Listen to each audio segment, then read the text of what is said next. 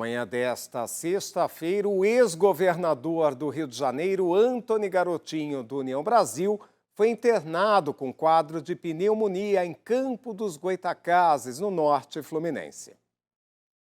A mulher do ex-governador, Rosinha Garotinho, confirmou que ele estava se tratando em casa.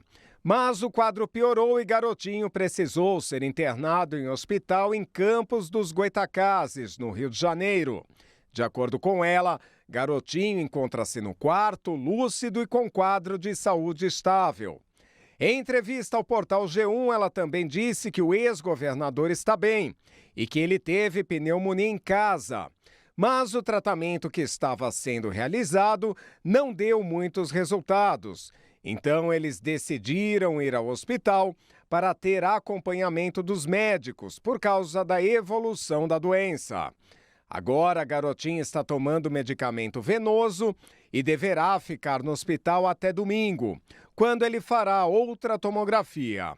Rosinha ainda garantiu que, mediante o quadro apresentado, ele está bem. O Superior Tribunal de Justiça manteve a prisão preventiva do suposto espião russo, que foi detido na Holanda após tentar entrar no país com um passaporte brasileiro falso. No Brasil, o suspeito é investigado por atos de espionagem, lavagem de dinheiro e corrupção. O Superior Tribunal de Justiça indeferiu um pedido de liberdade apresentado pela defesa de Sergei Cherkasov, um suposto espião russo que viveu nos Estados Unidos e dizia ser brasileiro. A solicitação foi negada pela ministra Maria Tereza de Assis Moura, presidente do órgão. Sergei está em prisão preventiva, acusado de uso de documento falso e investigado por atos de espionagem, lavagem de dinheiro e corrupção. Em abril de 2022, o suposto espião foi detido na Holanda ao tentar entrar no país com um passaporte brasileiro em nome de Victor Muller Ferreira. Segundo as autoridades holandesas, o russo planejava trabalhar no Tribunal Penal Internacional em Haia para investigar supostos crimes de guerra cometidos na Ucrânia. Após a prisão no país europeu, Sergei foi deportado para o Brasil após os serviços de inteligência da Holanda identificarem uma ligação com o órgão de espionagem dos militares russos. Segundo o STJ, o suposto espião também residiu no Brasil por mais de 10 anos com diversos documentos falsificados. Em março deste ano, o Supremo Tribunal Federal decidiu que ele só poderá retornar à Rússia quando as investigações sobre os supostos crimes cometidos por ele terminarem.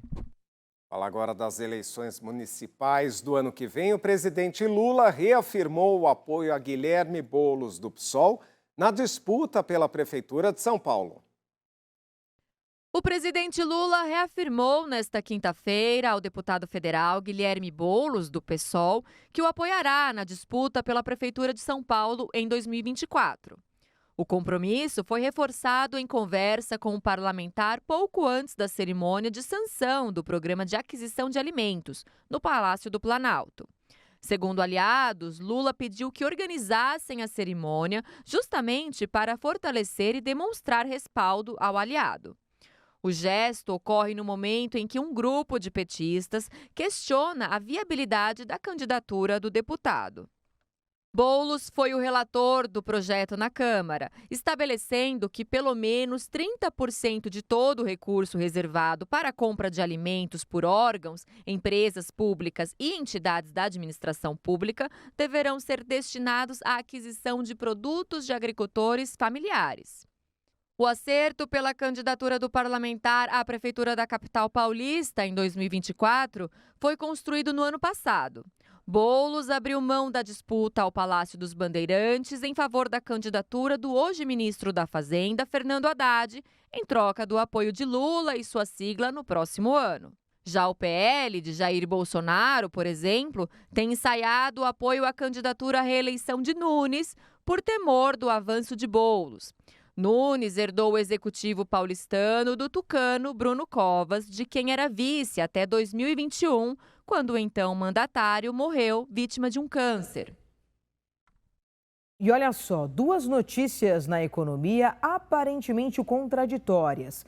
O Banco Central divulgou que a inflação caiu 2% em maio em comparação ao mês anterior. Mas a gente vai ao supermercado todos os dias e percebeu que o preço do ovo de galinha, um dos alimentos mais consumidos pelos brasileiros, aumentou mais de 20%.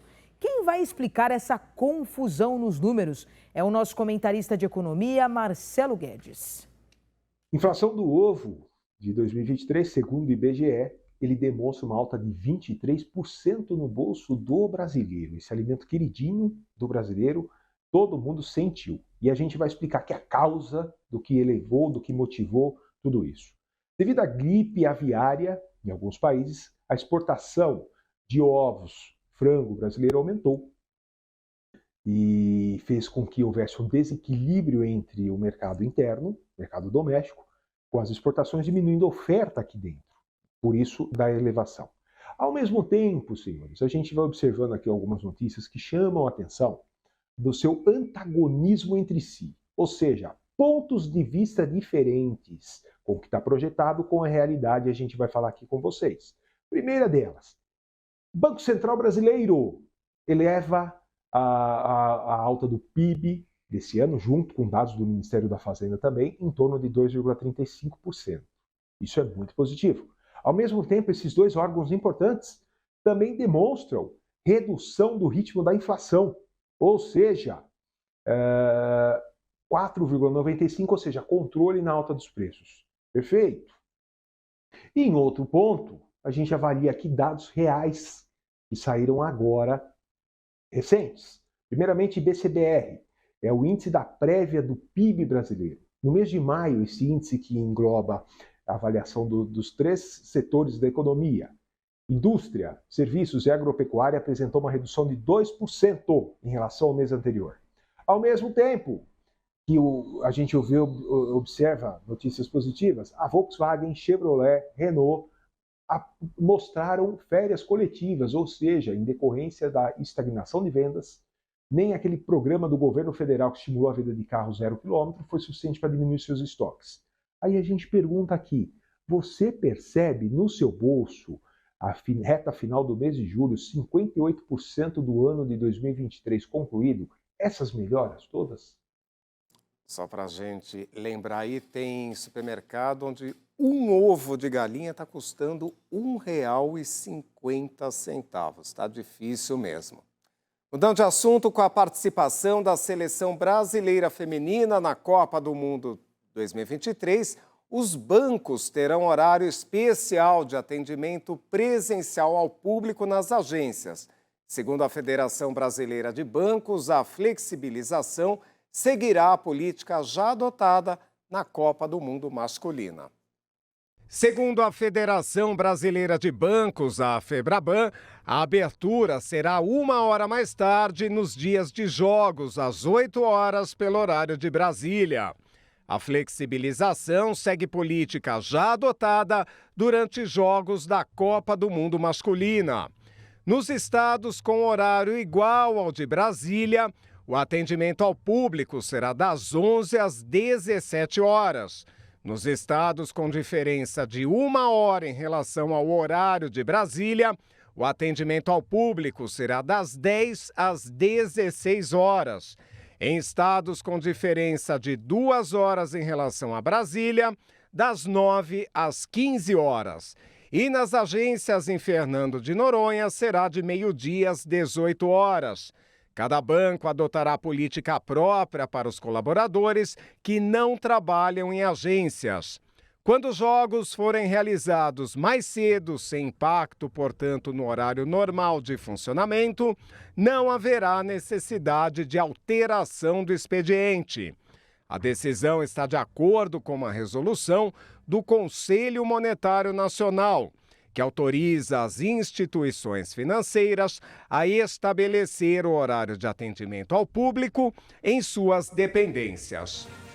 E depois do intervalo você acompanha. Conheça o transporte de aplicativo feito por mulheres e exclusivamente para mulheres. E ainda a morte de Tony Bennett, lenda do jazz e do pop. Artista norte-americano venceu 22 vezes o maior prêmio da música mundial. O Brasil News volta daqui a pouquinho com esses e outros destaques. Até já!